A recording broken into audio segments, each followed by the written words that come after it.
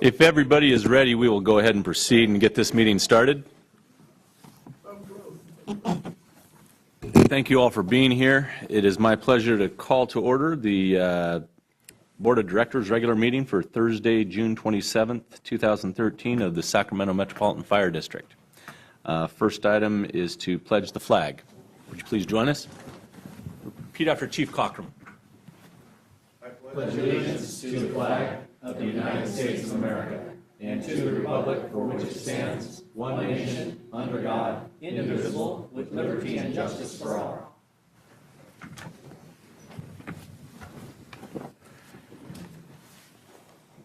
All right.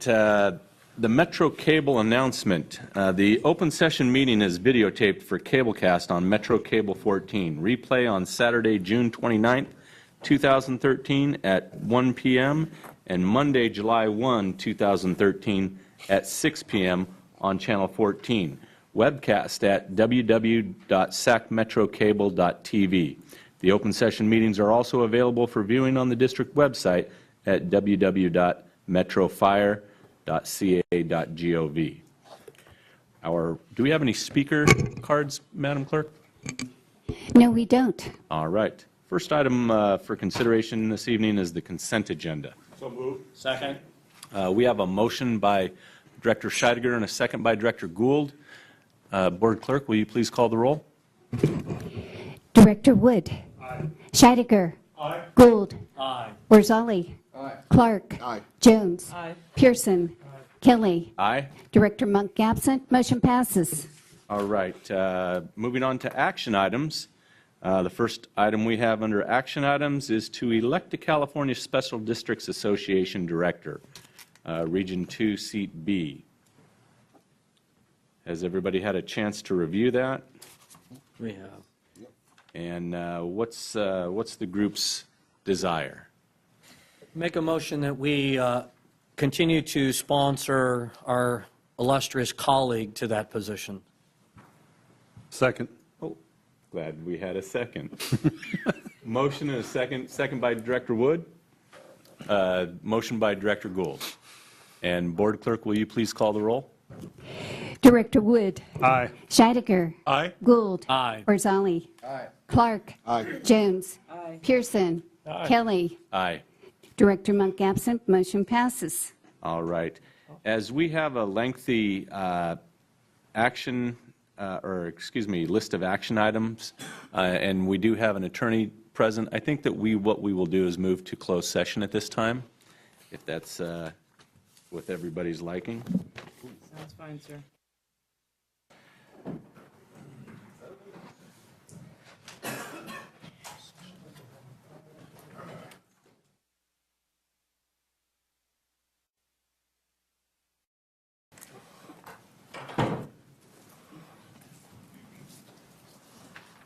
Yes, it's going to go way past you.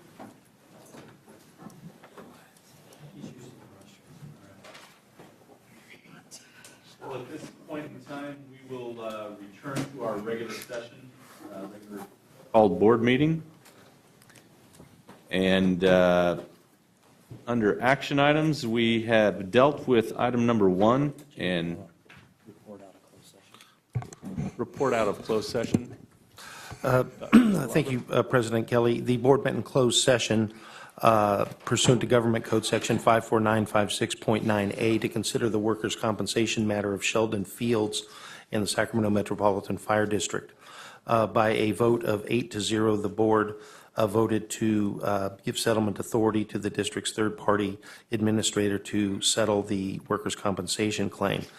In the same session, the court also considered the industrial disability retirement application of the same employee, Sheldon Fields.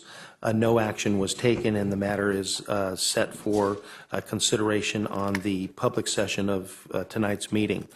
The board also met in closed session for conference with legal counsel regarding pending litigation.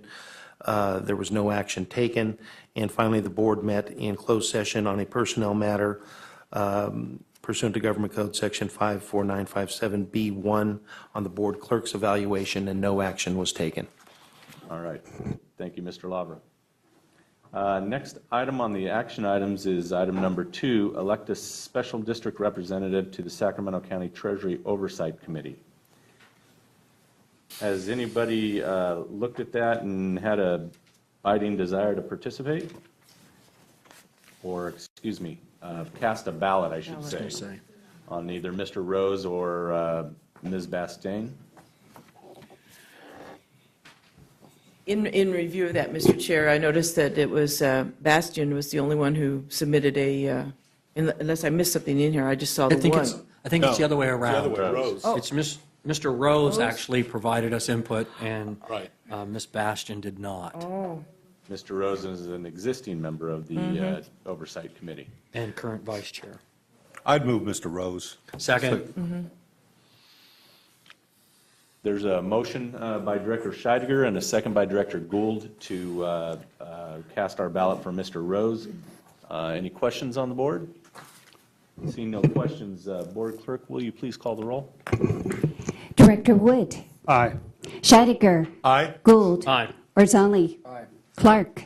Jones. aye. Pearson. Aye. Kelly. Aye. Monk absent. Motion passes. Excellent. And then we have a host of fiscal year preliminary budget resolutions to pass. Ms. McFarland, would you please approach? Good evening, Board. Rhonda McFarland, Chief Financial Officer. At our last board meeting, Chief Hinkie presented to you the preliminary budget. I have put together an abbreviated presentation to go over it once more. I don't know if that's your desire. You were given a lot more information after the meeting. There may be questions. If you'd like, I will go through. It's about a dozen slides on the budget, or you can go straight to the resolution. I'll leave it up to the board. Is there a preference by any of the board members? Do we have questions on the resolutions? Jack, I know you were absent. Did you? No, you weren't. I was here. You were here. That's, I apologize. I remember I made that mistake last week. That's Jack over there. Is there any questions of the board on the resolutions, or would you care to have more information on a specific subject that Ms. McFarland may be able to provide for you? Mr. President, Yes. I have a general question about some of the material that we were provided. I don't know if this is the right time because it doesn't pertain to the resolution or not. This is the right time. Yes. I just have a Thank you. quick question on page Sorry. 19. Thanks, Ron. Page 19, what is the status on the study of the developer's fees? When will that study be done? I'm going to let Ken Campo answer that question. He's been working on it for a couple years now, and I do know that we had started it in 2011, and we continued it last year, and we have additional budget monies to finish it up this coming year, but I'll let Ken address the actual timing. Oh, yes, welcome. Thank you. Yes, Director Wood, we embarked on that project last summer or so, I believe, and the first stage of that was developing a facilities master plan for the district. And we just received we've received the first draft of that report, and we're expecting to get that final report either by tomorrow or sometime next week. But that's looking at all the proposed development that's going to take place within the district, and then taking a look ahead and trying to figure out where the new stations are going to need to be placed to best respond within our response time standards. Then the next phase of the study will be to take those facilities, cost out the construction costs for the fire stations, the apparatus that goes in those stations, and then that becomes the numerator, with the denominator being the potential residential and commercial development. And then we come up with what the capital facilities fee per housing unit or per square foot of commercial development is. And that will be done sometime before the fall. Okay. So I think it's just at the right time. We're getting a lot of interest right now from the development community about, what it's going to take to serve their projects. And so the timing, I think, is just right on this. But we should expect that to be back before the board sometime before the end of this calendar year.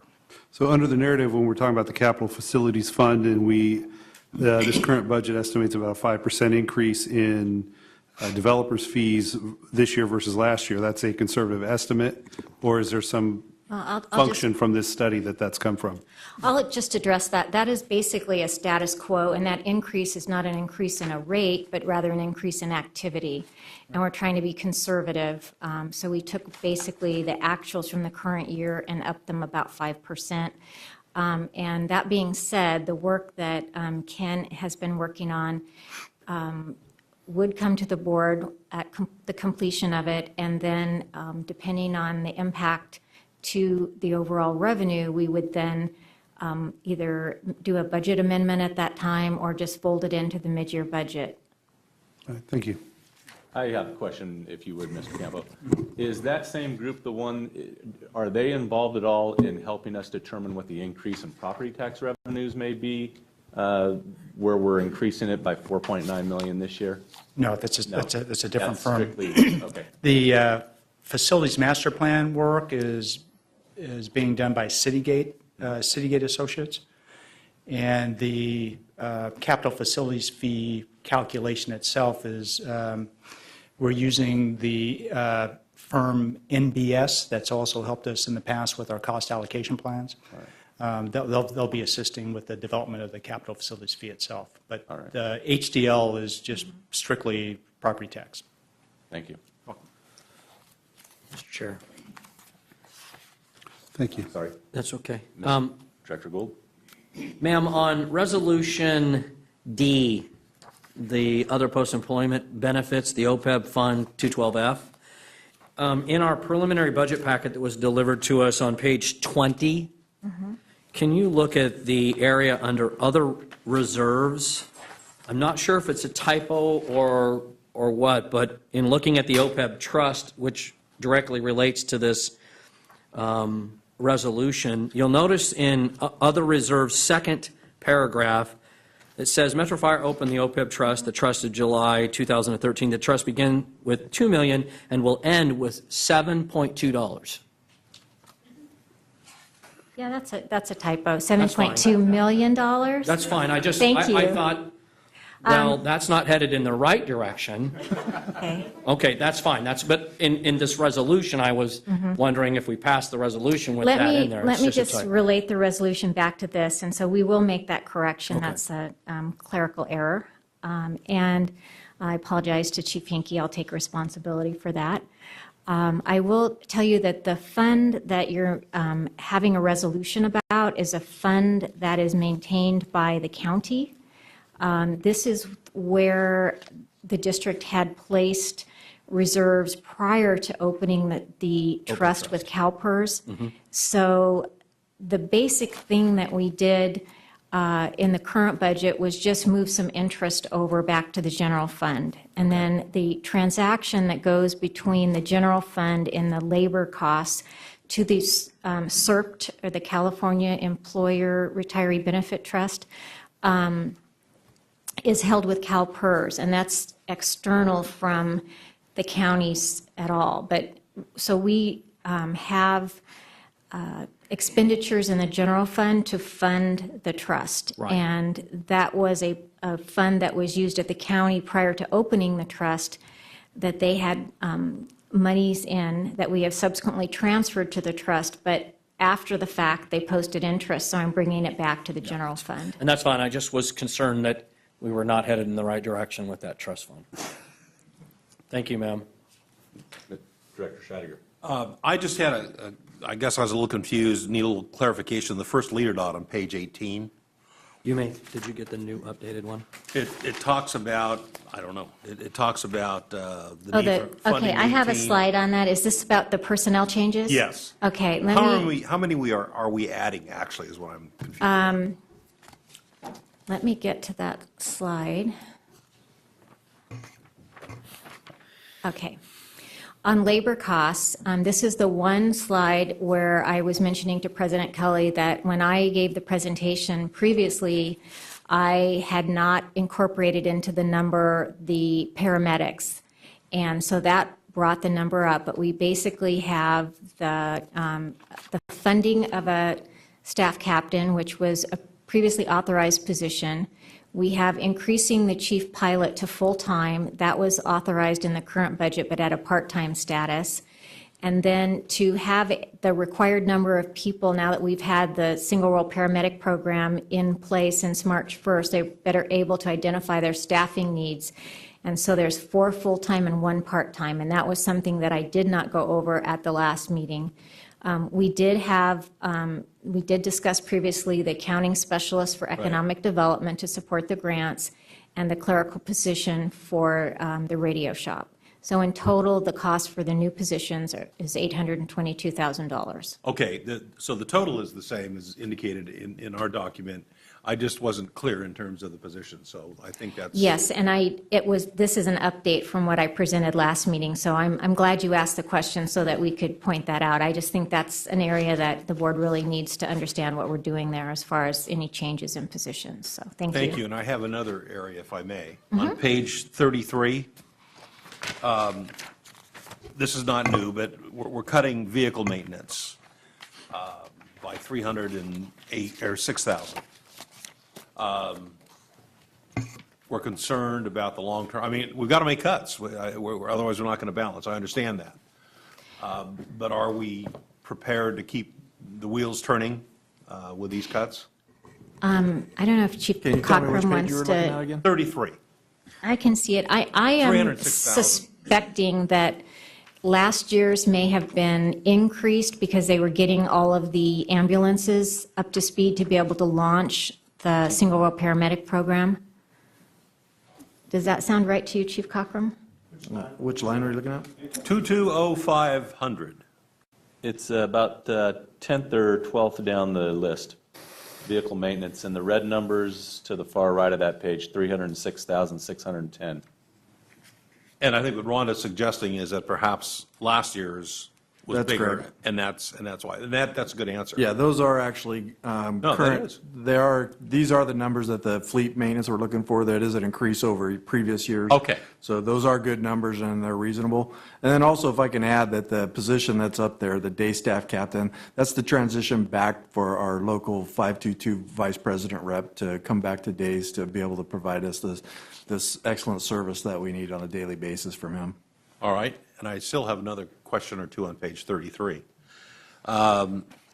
Further down that page. I think what I'll do is I'll put us on here since we're talking about general fund expenditures. Okay. And so we're into service and supplies, which is about 12% of the budget.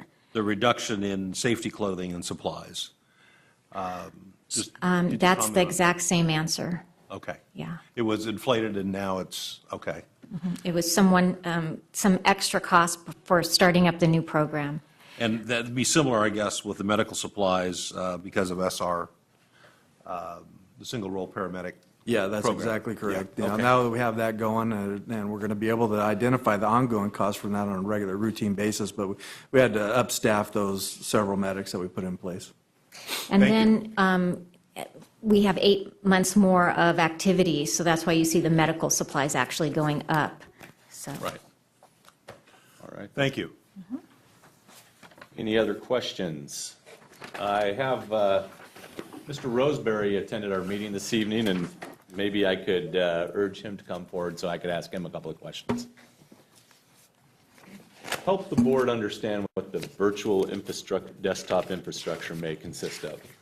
What that is our computers at the stations, when they load the profiles, they actually pull them from headquarters.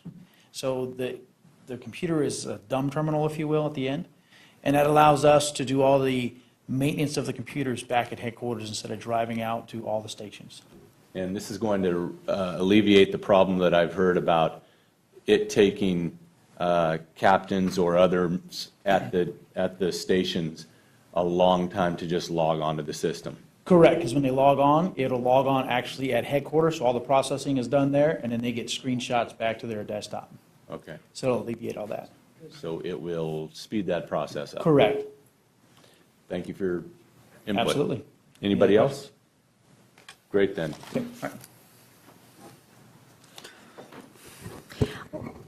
Well, if you don't mind, I might just put us back to this particular slide on the general fund reserve ratio, since later I'll be doing a presentation talking about reserves, so I thought maybe it might be good to take a look at this as well.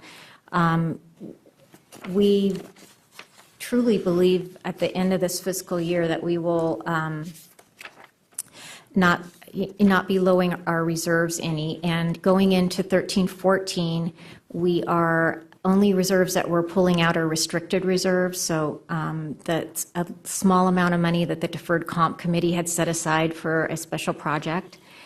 And some of the ratios, if you see that the numbers are kind of close, but the percentages maybe don't jive in your mind how they should be, each year it changes based on the numerator and the denominator. So when the budget amount in total changes, we just look at operating expenses, not the capital, but we just look at operating and we do the math. And so we're consistently, staying between 7 and 9% when we look at the proposed year, the current year, and look 1 year back.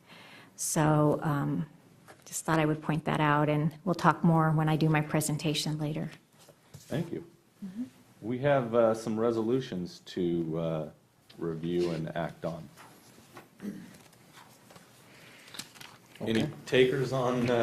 Mr. Chairman, I'll move item A, resolution on the preliminary budget for operating fund 212A. Second. There's a motion by Director Scheidegger and a second by Director Wood. Madam Clerk, will you please call the roll? Director Wood. Aye. Scheidegger. Aye. Gould. Aye. Rosali. Aye. Clark. Aye. Jones. Pearson. Aye. Kelly. Aye. Monk absent, motion passes. Go. Mr. Chairman, I'll move item B, resolution on the preliminary budget for capital facilities fund. Second. 212D, I imagine is. All right, we have a motion on the resolution by Director Scheidegger and a second by Director Clark. A roll call. Director Wood. Aye. Scheidegger. Aye. Gould. Aye. Rosali. Clark. Aye. Jones. Pearson. Aye. Kelly. Aye. Director Monk absent, motion passes. Excellent. What pleases the board on item C?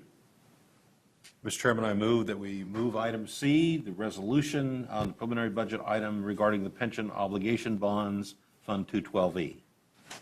Second. There's a motion by Director Scheidegger and a second by Director Wood. Madam Clerk, please call the roll. Director Wood. Aye. Scheidegger. Aye. Gould. Aye. Rosali. Aye. Clark. Aye. Jones. Pearson. Aye. Kelly. Aye. Monk absent, motion passes. And item D, what's the board's pleasure? Mr. Chairman, I move that we move item D, the resolution on the preliminary budget for OPEB, Second. Fund 212F.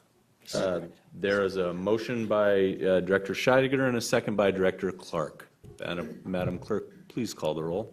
Director Wood. Aye. Scheidegger. Aye. Gould. Aye. Rosali. Clark. Aye. Jones.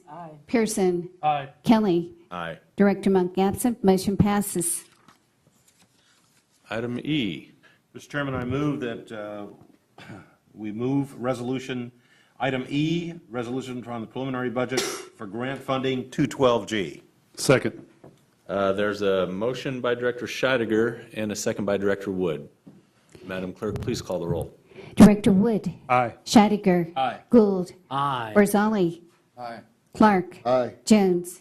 Pearson. Aye. Kelly. Aye. Monk absent, motion passes. The board's pleasure with item number F. Mr. Chairman, I move that we move item F, resolution on the preliminary budget for leased properties fund 212L. Second. Board Clerk, we had a motion by Director Scheidegger and a second by Director Woods. Madam Clerk, please call the roll. Director Wood. Aye. Scheidegger. Aye. Gould. Aye. Rosali. Aye. Clark. Aye. Jones. Pearson. Aye. Kelly. Aye. Director Monk absent, motion passes. And what is the pleasure with item number G? Mr. President, I move item G, preliminary budget item for the simulatory grant fund 212S. Second. We had a motion by Director Scheidegger and a second by Director Wood. Madam Clerk, please call the roll. Director Wood. Aye. Scheidegger. Aye. Gould. Aye. Barzali. Clark. Aye. Jones. Pearson. Aye. Kelly. Aye. Monk absent, motion passes. All right, then. We will move on to action item number 4. It is a resolution declaring the official intent of the Sacramento Metropolitan Fire District to reimburse itself for certain capital expenditures from the proceeds of proposed indebtedness.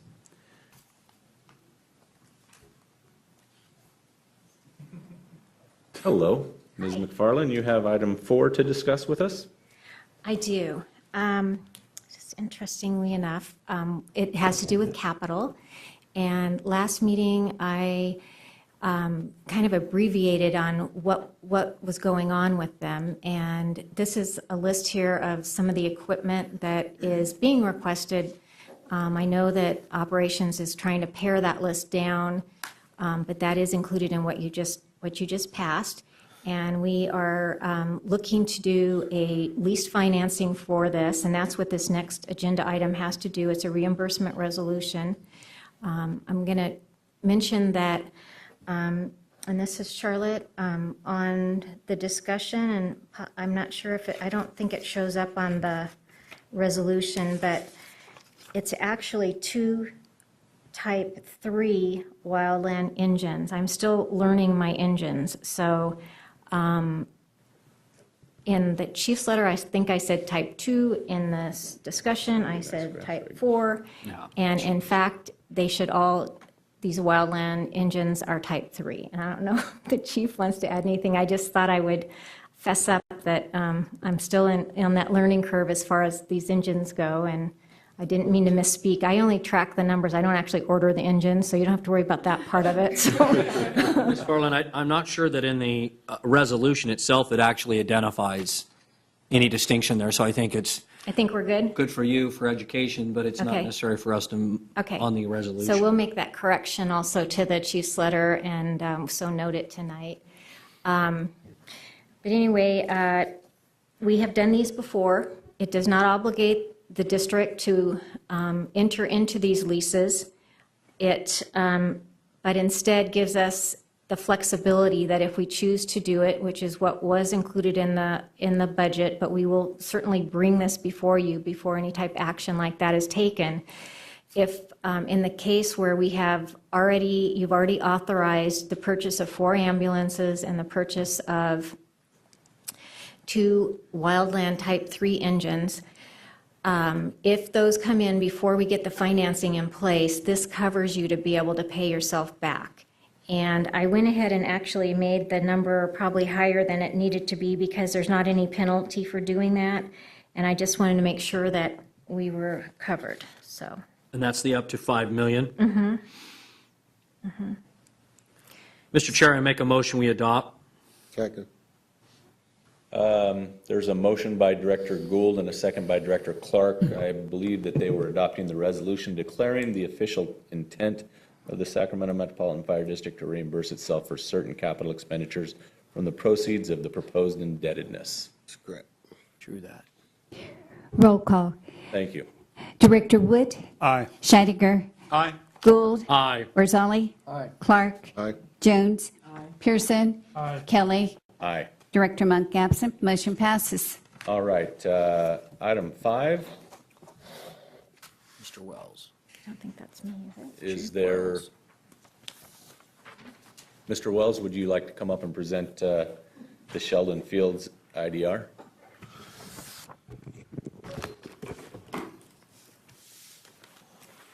Good evening, Directors. Mark Wells, Deputy Chief of Operations. Tonight, just for your consideration, coming out of a closed session, we'd like to propose a resolution recommending that firefighter Sheldon Fields is qualified per Government Code Section 21156, which requires the legislative or the governing body's reasons for retiring an employee that is unable to continue to perform.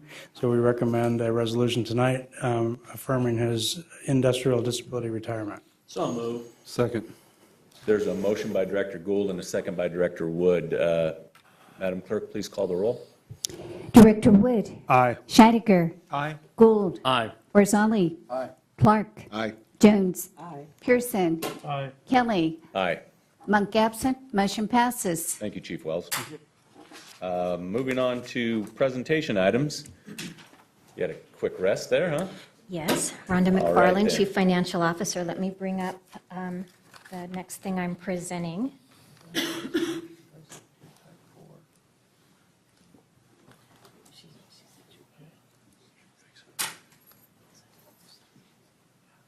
Yes, and it's this. That's not it. That's not it. That's not it? Where is it? I think it's on, I think it's open in the background there.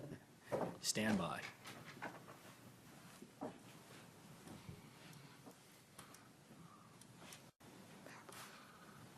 Oh, it's not this? Okay. Is that right? Uh-huh.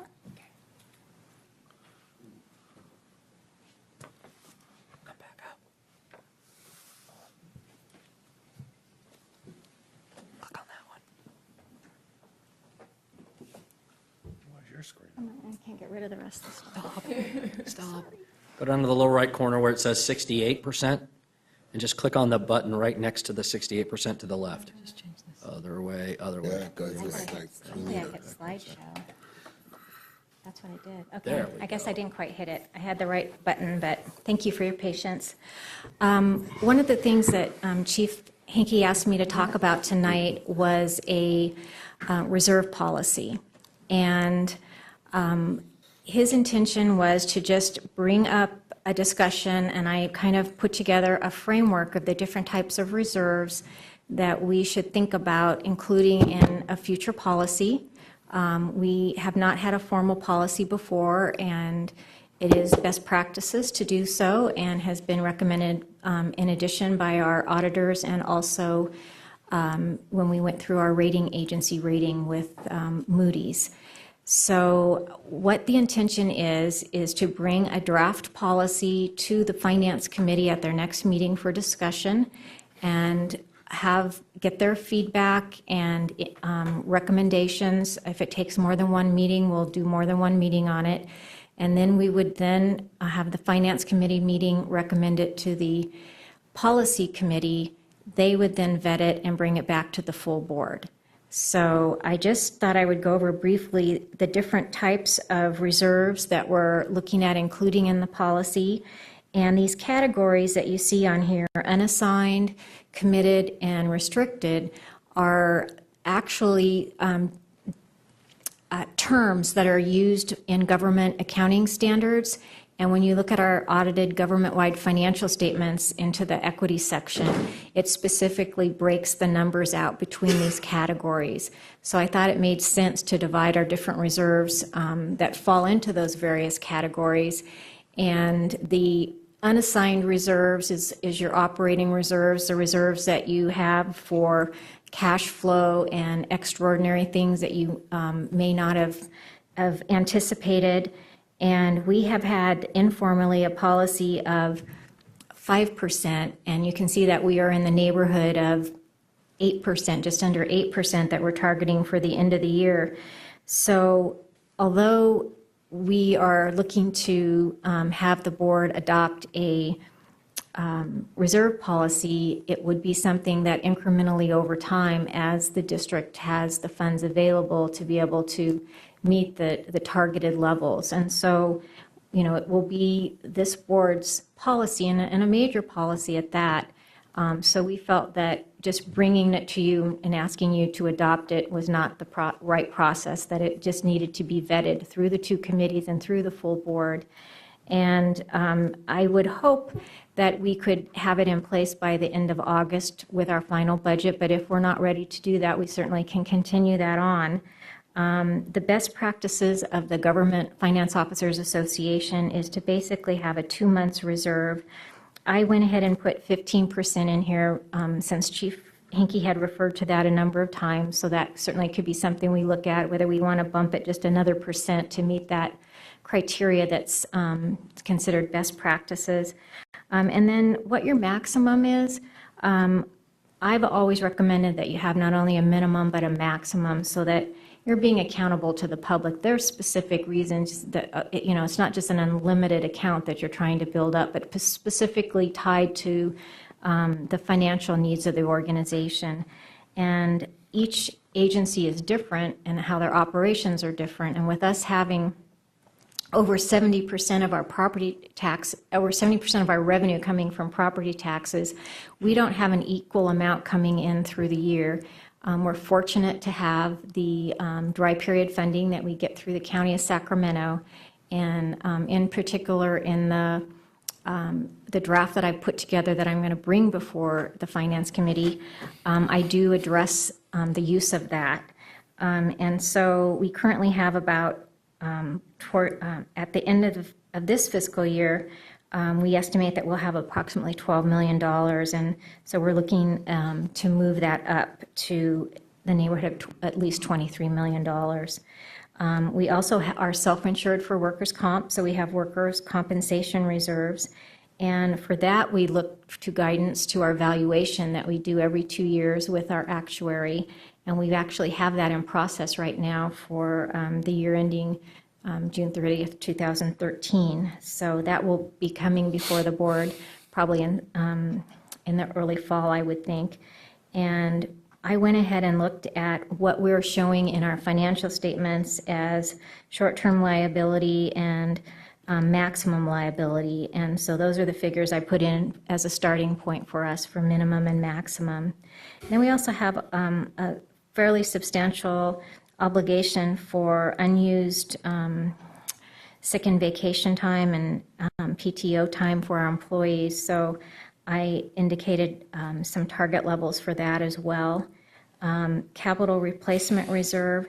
This is an area where we really don't have any of those. We are basically going year to year. And so that's an area, as our finances improve, that would be a good thing to shore up. And I think it ties right into the work that Ken Campo was talking about that he's working on, so that we will have a real good idea from looking at that. Maybe probably not so much this one as the later one that I talk about on the, let's see. Oh, what does that say? Error, bookmark not defined. I was just going to ask, what is that actual reserve? That's interesting. Is it an error to have a capital reserve? No, I don't know how that happened, but it did. So anyhow, you're seeing all our vulnerabilities today, but I apologize for that. That particular one that talks about capital outlay is associated with the Capital Facilities Fund, and that's more new items or additional costs that we're incurring to serve more people. So all of that planning that's going on right now will tie right into that. The replacement reserves has a lot more to do with what you currently have and trying to see if you'll be replacing those. So I think it all ties in. And then we also have this special early extinguishment of the pension bond reserves, and that is something that was adopted by the board in 2008, and we're on track right now to repay the pension bonds in 2018 and 2025. So we've been accumulating money there, and so I basically put as the minimum what came out of that policy, and I put the maximum based on the highest amount that that policy shows that we would ever accumulate. And then you can see that we currently have 11.9 million instead of 12.9. And the reason that is our earnings on that fund have not been, were estimated originally to be at 4.5%, and that is not the market rate right now that anybody's earning. So what we did last year is we increased our contribution, and over time we will be closing that gap with the current level of funding that we have right now. So our budget is in line with where we need to be by 2018. And then the one that number 6 would be the money that we can also put in our capital reserve for other items that we want to accumulate money for for our capital infrastructure needs. And again, I mentioned there that it ties into the capital outlay plan that's being worked on right now. Then we move into the other reserves that are restricted, and these are reserves that we don't have the freedom to spend as we like.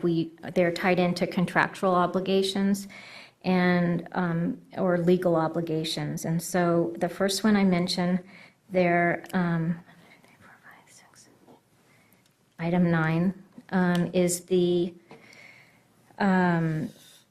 development fee reserves. We talked about that tonight, about that we are working on evaluating the actual rate, but that we do have the status quo amount.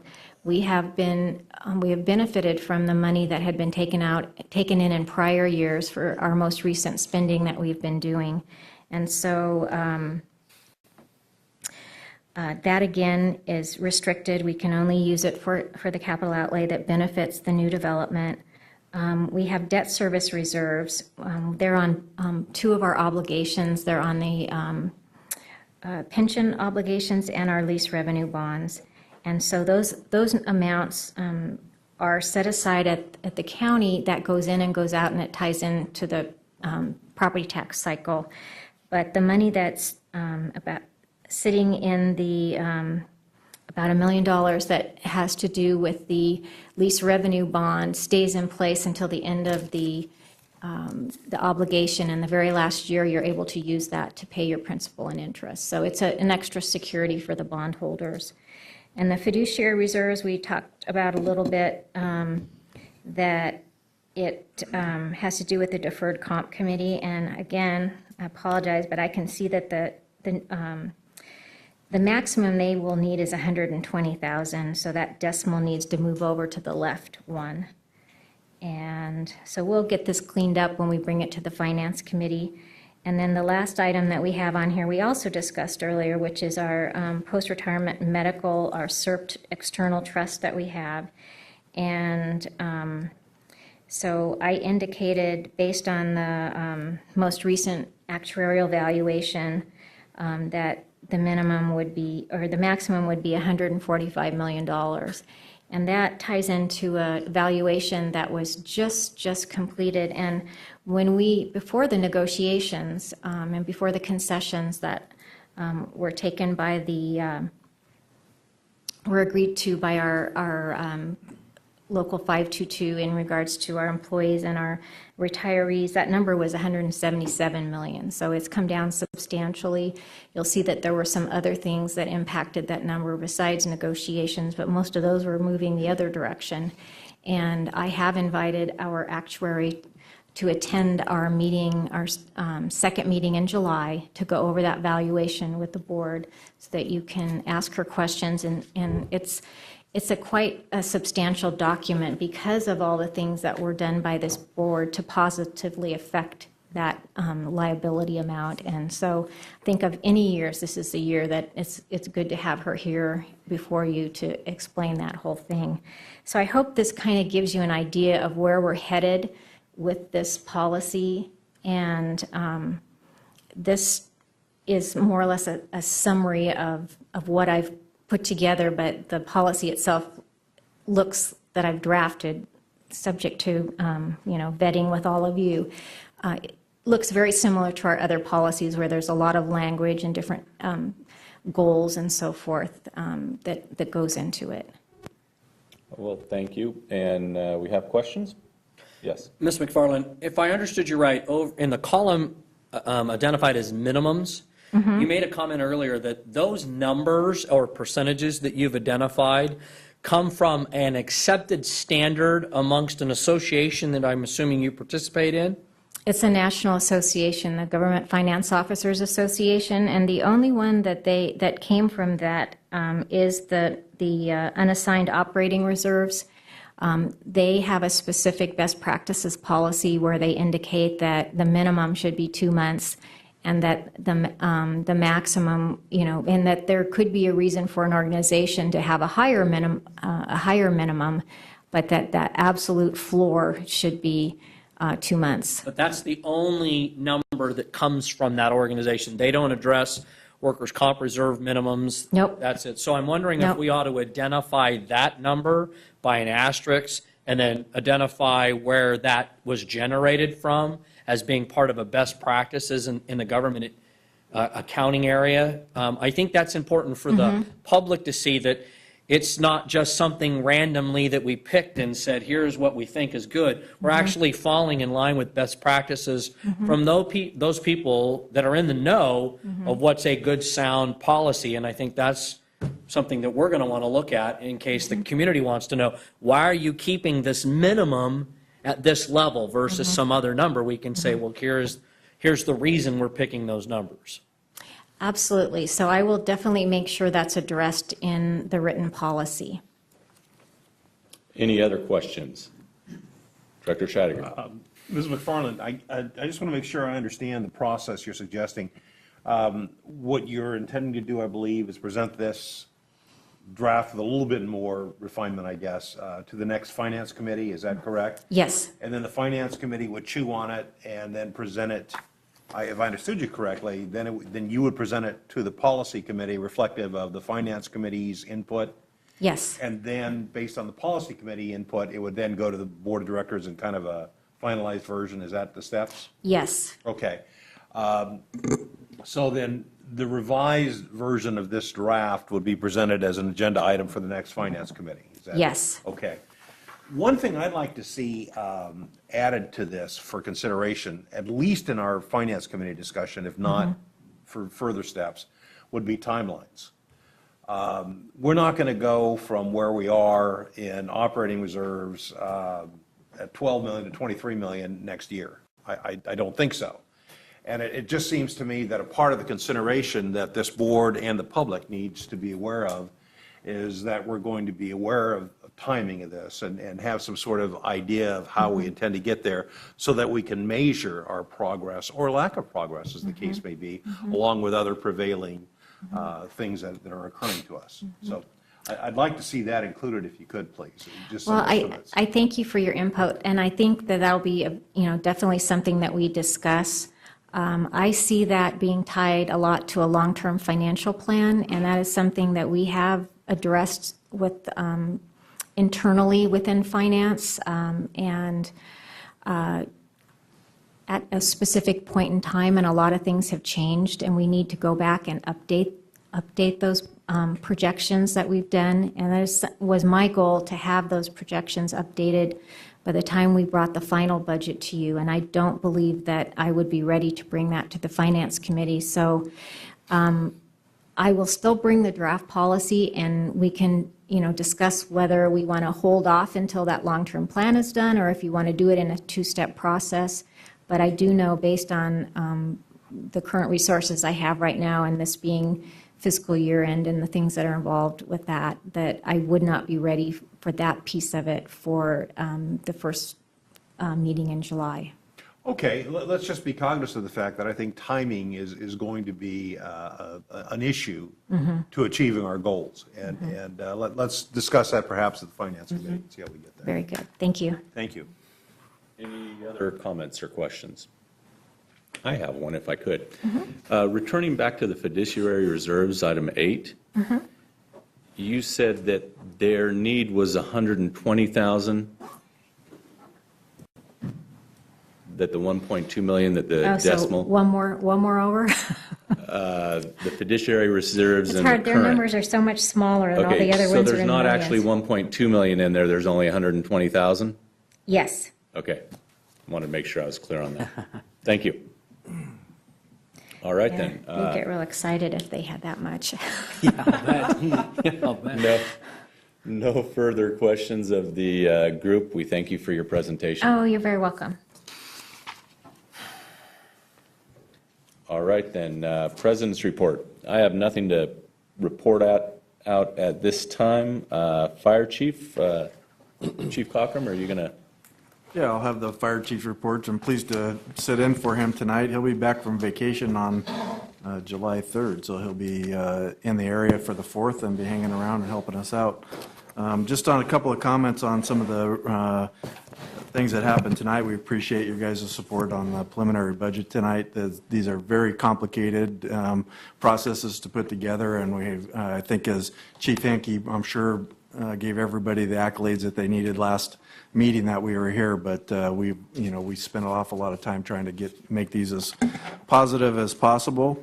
We think that the target reserves is an important aspect of the future health of the organization. I know Chief Wells has been making sure that labor is included in these discussions because they need to understand how the reserves help the health of the organization. And I think that to Director Scheidegger's remarks, it will take some time to build these back up, and it's important to recognize that too. And to Director Gould's remarks, the labor group and the members are also an important piece of the education process of this. So we appreciate those comments. That's great.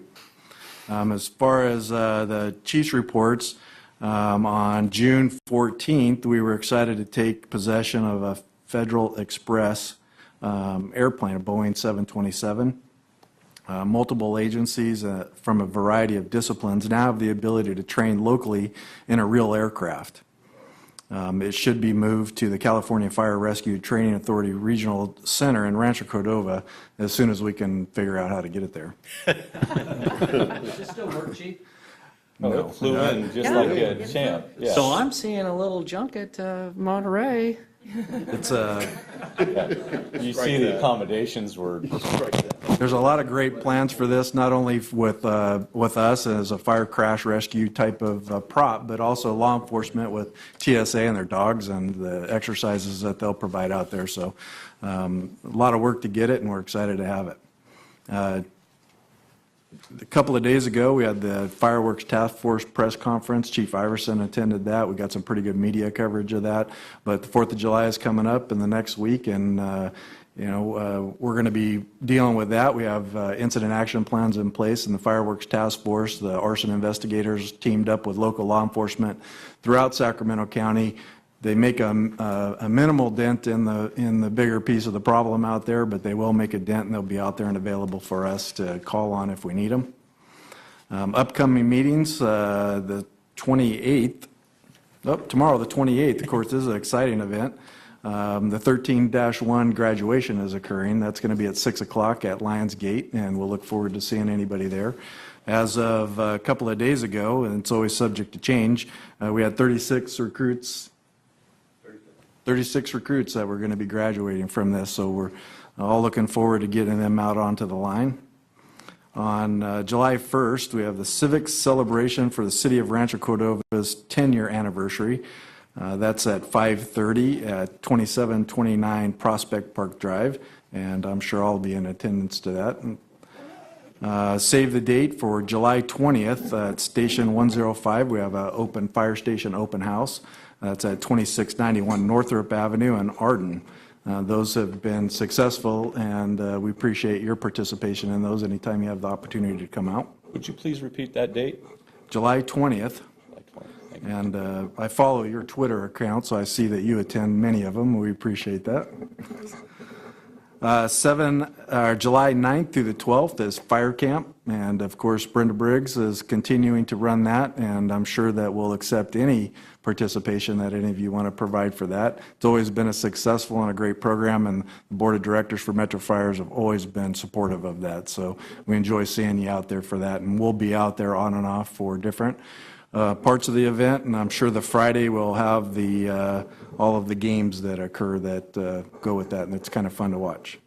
7/14, we have the Firefighter Burn Charity Baseball Game and Firefighter Appreciation Night following the River Cats game. That's at 1 p.m., I'm assuming at River Cats Stadium out there. On July 26th, Guns N' Hoses, the 2013 Food Festival. That's occurring at the Red Lion Hotel, Woodlake, 6:30 p.m., and tickets would be through pigbowl.com. July 27th, the State Fair Firefighter Cooking Challenge. So that's always a fun event. I've been to the last few. Swing for Public Safety, the inaugural golf tournament scheduled for August 30th has been postponed until mid-2014.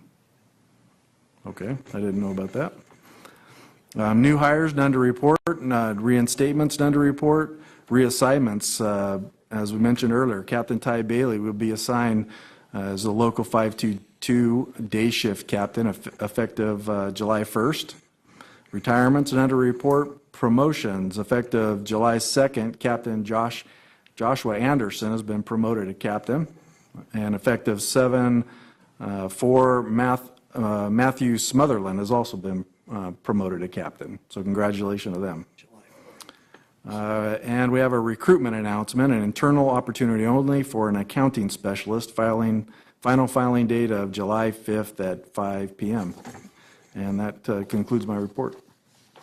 All right, then. Excellent. Any questions of the chief's report? No? Chief Holbrook, operations report.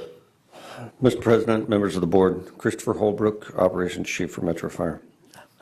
Since the last time we met, there have been 2,387 EMS dispatches, and we transported at a rate of 73%. That is Chief, within that was normal. only 300? Huh? Only 300? 2,387. Oh, okay. The transport rate of 73% is within normal limits. There were also 13 working structure fires since our last meeting, which was 14 days ago. 3 issues that I want to bring up. One on your screen now was a dog rescue that was made the other day. 25 feet down, Rescue 21 came from the north end of the district into the south end of the district, pulled the dog out from the storm drain. The dog was subsequently named Stormy, and the reason that we bring this up, 325,000 viewers watched this on TV. An unbelievable number were tuned into this as it actually happened. So a great effort by our PIOs. In addition, Chief Cochran had mentioned the reception of the FedEx jet, and this is not a prop. That is the key. So Yeah, that's exactly true. Director Clark, anytime you're ready, we'll meet out there. And, Borrow the keys, Dad? Look at that. Yeah. Look at that. Those that could make it, it truly was a magnificent event. Unfortunately, everybody here couldn't make it, and what we would like to do is set something up to where you can actually tour it. We'd actually like our staff in the administration building to come look at it as well. It's a cargo plane, plain and simple. It's also going to be fitted with a set of seats. It's got a seat kit that goes into it, so that the SWAT teams, as Chief Cochran mentioned, can do effective training there. And the last item there. Halloween. Going to work? Halloween. Did you want me to go ahead and play it? Huh? Firefighting is one of the most dangerous jobs there is. And so that's why there was very strict and strenuous training to become a firefighter. Part of that training is identifying the types of fires and their particular challenges. To show that training and what firefighters are up against, News 10's Nick Monticelli takes us inside the fire. I don't think anybody questions the heroism of firefighters. But I'm sure many of us have wondered, what do they go through? What does a burning building look like on the inside? Wonder no more. Today's our first day of our Academy of Real Flames. Anthony Hurd is one of 36 recruits for Metro Fire. They're in a 9-week academy. This is the 8th week. Flames, temperatures, having to stay a lot calmer than normal and kind of learn to control yourself in a different, uncomfortable environment. CAL FIRE has training grounds in Ione. It's where Metro Fire takes its recruits, and here they get hands-on experience in backdrafts, flashovers, and more. Okay, what's after that? You're missing a dive in that day.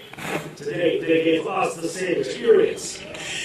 Inside the flashover chamber, you see how quickly a fire can rage and take over an entire room. Those finger-looking flames on the left side mean the fire is about to spread and fast. Backdraft can be extremely dangerous because it's deceiving. You've got a fire that looks like nothing's going on inside. It might look like it's oxygen starved. When oxygen is entered in a big quantity, like a door is open, you get a giant fire explosion. I don't think you'll see anyone out here not smelling. Ray Moore is another recruit who joined the academy from Southern California. You know, there's some nerves. You do get a little bit nerved up, but you know what? You just, like I said, go back to your training and everything will take care of itself. Speaking of training, I would need some for the next exercises. I was given the nozzle and led a chain of recruits in to fight a propane fire. The challenge is cat building. You couldn't see inside. We had to climb a flight of stairs Then the fire came strong and started rolling over us. And that's the sound of my oxygen tank getting low. We only had a few minutes to knock down the fire and get back out. The hose into these fire situations, fire buildings are putting out fires. They're taking hose lines up stairwells. They're working everything they've been learning for the past 8 weeks. Did I pass my test? You passed with flying colors. You were so lying to me. You guys came from the confidence course, which I think you guys are going to next. Enjoy it. And You say that with a smirk on your face. yeah, it's fun. Okay, but it takes teamwork. It takes communication. There's a few spots where a little bit of light is coming in. Other than that, you cannot see. That smirk was perfect for shadowing. Shadow being the key word. The conference course simulates a collapsed building. It's pitch black. You can't see anything. The walls and ceiling are collapsed. Obstacles at every turn. And the task is to get out as fast as possible while conserving your oxygen. We did a quarter of the course in 10 minutes. Some real firefighters have done the entire thing in just a few minutes. Here at the Cal Fire Training Academy, these Sacramento recruits have to pass every single stage of this course, I guess you call it. There are trainers inside all the buildings or the containers. They give them a pass-fail. If they don't pass, they have to do it again. Fortunately, it looks like all these recruits are passing, so they'll be out fighting real fires next month. At the Cal Fire Training Grounds in Idaho, Nick Monticelli. Thank you, sir. The value of that actually came in the expressions on your faces as you were watching it. What we've done is PIO Group created a media day, took the media out, all the stations were represented, and actually put them inside. The way that they tell the story or your narrative for your agency is then forevermore changed. It was tremendously successful. But with the looks on your faces, what I wanted to offer you is we have an academy in the spring. We've done the media, now it's your turn. What we would like to do is get you guys fit tested and come out to the academy so that you have a completely different perspective of what that really means to fight fire. I stand here and tell you we had 13 working structure fires. It'll mean something different. So we'd like to extend that to you. With that is the conclusion of my report, and I am available for questions. Chief, will you also fit test us for an automatic defibrillator? In one case. It's Yeah. implanted. Yeah, I'm gonna need once. mine inside. All right, thank you. Thank you, Chief Holbrook. I'm sorry, you had a question, Director? Not truly a question, but thank you so much for that presentation and for the invitation. Early in my career on the board, the chief, now chief, afforded me the opportunity to go into a building that we were doing training in. It was an incredible experience. It forever changed my perception, and so I would encourage anyone to show up and do this, because you don't come out of there unchanged. It's a different world. Yes, sir. Yeah. Incidentally, you people are not very stable. But I'm going on the day Dave Pearson's there. And fire camp gives you a little bit of an opportunity to get into a Absolutely. burn chamber too. So. Yep. All right. Thank you again, Chief. Thank you. All right. Moving on to General Counsel's report. No Mr. report. Lovett. All right. Sacramento Metropolitan Fire District, Local 522. How are you this evening? Good, how you doing? Great, thank Ty you. Bailey, Local 522. Just a couple quick things I want to go over. Obviously, we have 10 promotions for captains. I want to congratulate all of those who made the list. There were 16 total. It's only going to be July 4th. We've already promoted 10, so obviously Chief Wells is going to have his hands full moving forward, because that list will be gone by the end of this year. I want to thank Rhonda and her team in finance. We started, obviously, the budget, huge deficits that we had to take care of, and I want to thank the command staff and Rhonda and her team for allowing 522 to sit in during those conversations, and also Bridget Sanders from 522. It was nice to see that the OPEB actuarial came back even less than we thought. Instead of projecting 15 to 20 years, possibly in 10 years, we could be at a point where we're going to be seeing money coming back, which is obviously going to help us for the retiree medical piece of it. We recently had a quarterly staffing meeting for the single-role paramedics. 522 and the command staff will be addressing a few issues that we're going to be taking care of and making some tweaks and minor changes along with EMS. We have a 3-year bid coming up in July with movement to take place in August. And that's just for your information, so you guys know. Typically, in April, we do our bids, but because of the budget, we pushed it back to make sure that we knew what engines were going to be available. Obviously, we didn't have to brown an engine out, so that's a positive, obviously, for the areas that we serve. And then last, I just want to briefly talk. I know you mentioned when we look at the reserve policy, obviously with our concessions that we've given up, we have language specifically that addresses any changes to that. That 522 needs to be involved in that conversation. So just want to throw that out there. And obviously, they've been keeping us in the loop, but just for your information, we do have language that specifically does address any changes to that. So, and that's all I have. Thanks. Any questions? Thank you for letting us know that. I think that's a really important part of the upcoming finance and policy meetings is to have that awareness again. I really appreciate it. And that goes back to the 2011 language that we carried over and the 85%. So, and they are aware of it. And I think that plays heavily into the idea of a schedule. Sure. Yeah, and I'm not saying that we don't want to address those issues, but obviously when you're in concessionary bargaining and you've given up, pay raises and deferred things, you obviously want to have that as part of that conversation. Sure. So, thank you. Thank you for your report, Mr. Bailey. All right, moving on to committee and delegate reports. Executive committee has not met of recent. Next item is Communications Center JPA. Chief Cockrum? Yeah, we met on Monday, the 24th. We were able to agree to hire a consultant to begin the CAB project evaluation. That is inclusive of all of the member JPAs, member agencies to participate in that, but we did hire an outside consultant to assist us with that project. We did, Metro Fire did rent some portions of our former finance building, Gold Canal, to the communications center. They want to be able to hold some trainings in there. The executive director is a member of a few national boards, and she's been asked to bring some national level training to the Sacramento area that has never been here before. So she is asked to participate, or asked us if we could help facilitate that, and we did have some space, so we were able to work that out. In addition, it gives her some space to be able to do some of her dispatch training. They don't have much space over there other than a very small conference room. So we're glad to have them over there. We're going to get a small amount of rent, but basically it's our goal is to help them to be successful, and that helps us. Can I ask, what general area are they located in? Of that building? No, not of that building. Where is the JPA? Placerville Road. Yeah, Old Placerville Road. Yeah, okay. not far from our facility. So the Gold Canal was a good opportunity for them, real close by. They can get their recruits back and forth. And then, just for information, very preliminary, we were approached by the El Dorado Hills Fire Department. They have an interest in reestablishing where they're going to be dispatched from. Right now, they're dispatched out of Camino through the CAL FIRE. Previous to that, they were dispatched by the Sheriff's Department up there.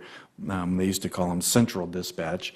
And right now, they're interested in whether or not they're going to stay with CAL FIRE, whether they're going to go back with the Sheriff's Department, whether they're going to try to attempt to start their own dispatch center, or if we could possibly do that here in Sacramento. So very preliminary discussion to see if it's worthwhile for any of us to participate in that, and inclusive of how they're going to interoperate into the El Dorado County. And then finally, on that piece that I saw, I had some experience as a PIO. That's a lot of TV time, and that was a great piece that these guys did, and it looks dangerous to me. I don't think I'd go. Yeah. I heard they're getting defibrillators. All And right, that concludes my report. Any questions of the chiefs of the Communications Center JPA report? No? Moving on to the California Fire Rescue Training JPA, I reported out on the meeting that took place just before our last meeting, and we have no meetings scheduled until September 4th. Finance Committee, Mr. Scheidegger. President, another exciting chapter in the book of finance will be written on July 11th at 5 o'clock. And as you could tell from the many conversations that Ms. McFarland led tonight, there'll be a good subject matter. Outstanding. And Policy Committee, Director Pearson? We have had no meetings since our last meeting, and none are scheduled. All right, then. Board member questions and comments? Starting with you, Mr. Pearson. I have none.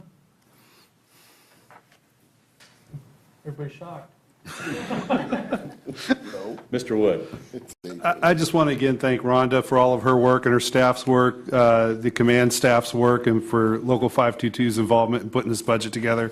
It's exciting to have a responsible budget in light of some of the news media and some of the press we've seen with other public entities around going a little crazy with some newfound money. So it's exciting that we've stayed responsible, and as Chief Holbrook says, we're going to be in a better position, a more intelligent and informed plan in the future.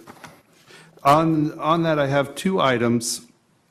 In the economic development section of the report on page 48, one of the goals is to get a fire museum together, and I'd like to see some work with the guys out in Rio Linda as they're putting together and rehabilitating the old Station 111 for purposes of a museum. So I don't know what connection or work's being done cooperatively there, but that would be a good resource. And also the Community Services Division, the goal is the continued recognition of citizens. And I recall Director Monk a couple months ago raised the recognition of the 12-year-old boy that was identified in Sac B for the fire, or 11-year-old in North Highlands saving his family. I just haven't seen that recognition come through yet. So those are two things I'd like to see. All right. Thank you. Director Jones. Thank you, Mr. President.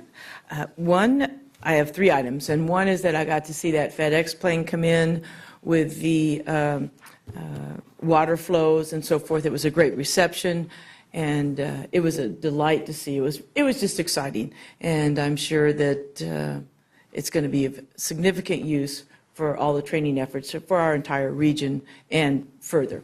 So, job well done to senior staff for coordinating that. I know there was a lot of behind-the-scenes movement at the last minute to make everything happen. So, thank you, senior staff, on that.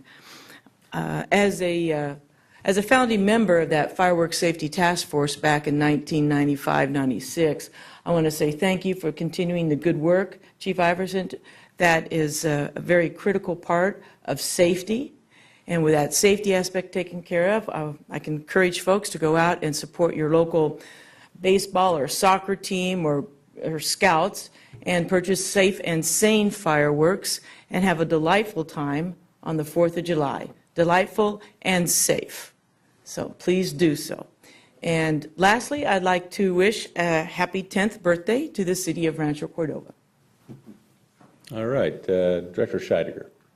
Thank you. I, too, would like to commend staff for the preparation of this fine preliminary budget. I've done a lot of budgets with organizations over the years, and it's easy when the tide is high and there's lots in the water. It's tough when the tide is out, and that's what our staff is facing. And I think it's an excellent job, and it's going to put us in good stead. I also want to again thank you for the progress and development of the reserves. I've said this over and over. I think it's critical to this department and our future and our stewardship as a board to make sure that we have adequate reserves and that we've planned that. So I'm glad we're doing that. And then finally, I echo Director Jones in saying have a safe and happy, safe and sane 4th of July. Thank you. All right. Director Clark. No comment, Mr. Chair. All right. Director Gould. Thank you, Mr. Chair. I'd just like to thank Chief Reed from the Roseville Fire Department for the nice letter he sent to our ops chief in recognizing the massive impact that Metro Fire had on the Maidu fire. And I quote him, he says, "Without your assistance, the fire loss would have been much worse." And so I think we need to thank the men and women in our organization, the command staff and others, and also this board for putting assets in the region that continue, and it seems like almost a weekly basis, to go outside of our boundary and take care of issues in other areas. And I think that's important for the public to know, that Metro Fire now multiple times in just a very short amount of time has been requested to take assets that we are managing and overseeing and expending funds on and impacting significantly other areas. Roseville in particular has had a couple of experiences in the last couple of years where we have been able to provide that service as a partner. So I think that sometimes when people look at our budgets and then attack us because we're expending dollars on assets that may not appear at face value to be needed in our jurisdiction, the reality is that those assets are fundamentally critical to fire suppression and rescue in the region, and that's something we need to remind ourselves when Metro takes the burden on of having that included in our operating budget. And finally, kudos to the men and women of our agency. We heard tonight a very staggering number relative to the concessions that have been made over these difficult times, where they looked at the future, which is way beyond their paycheck next month, and they said, we've got to do something to help with the financial stability of this organization to the tunes of tens of millions of dollars. And I will say that again and again, because that is so contrary to what's happening in other jurisdictions where people auger in and don't look beyond next week. And yet this organization has a collective group of employees and managers who seem to come together more and more frequently than ever I've seen in our organization over several years now, and work together to solve the problem. And I appreciate it. It makes it much more enjoyable to work as a director when that's the philosophy of the entire group. So thank you to all of you. Be safe and continue to do a great and fantastic job. All right. Director Orzali. Just very briefly, Ms. McFarland, I wanted to thank you for your work on this budget document. It's an incredible piece of work culminating in a great report. I know how much effort it takes to do this, and you've done a fine job. And I also want to commend the district for its work on creating an OPEB fund. This is such an important issue, and for us to be able to establish it and move forward with the kind of progress that we're projecting is a phenomenal thing and sets the right tone for the rest of the organizations in the area. So thank you. All right. If I could, I would just extend my appreciation for the report this evening and the work of the Finance Department, the work of the employees of this district and the ones that you represent, Mr. Bailey, certainly our senior staff. I enjoyed seeing the keys to the Boeing 727 handed over to Chief Holbrook. That I believe that is going to be a training asset to what will be developed on Zinfandel Avenue. That is going to be something very that this district can take a lot of pride in. Outside of that, I encourage everybody to have a safe 4th of July. Look forward to, hopefully I can be able to make it to the graduation tomorrow night. Any other directors have the opportunity, I would advise as well. 4 o'clock start? 6 o'clock start. All right then. We will conclude or adjourn this meeting. Thank you all for coming. Thank you, Mr.